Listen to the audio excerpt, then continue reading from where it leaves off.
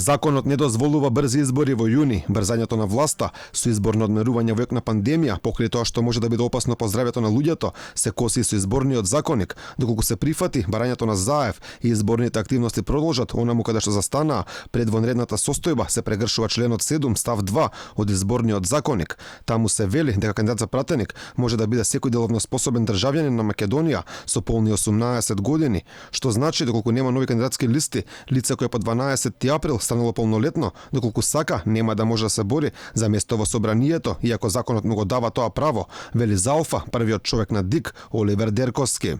Ние ќе се доведеме во ситуација да му одземеме право на некој граѓанин да се кандидира за изборите, да му одземеме правото сега и на други граѓани кои што во меѓувреме се организирали и сакаат да соберат потписи, например, да поднесат кандидатска листа, или да одземеме право на некоја ново регистрирана партија да се кандидира за изборите.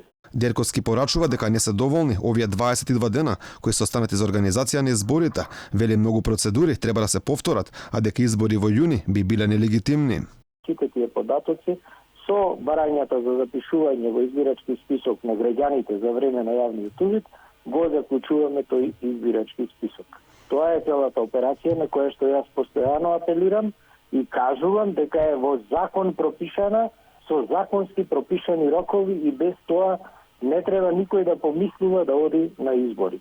Од СДСМ се децидни дека избори мора да има во најбрз можен рок. Од опозицијската ВМРО ДПМН пак велат дека за време на пандемија, кога секојдневно се бројат нови случаи на коронавирусот, а за жал има и смртни случаи, за избори не сме ни да се помислува.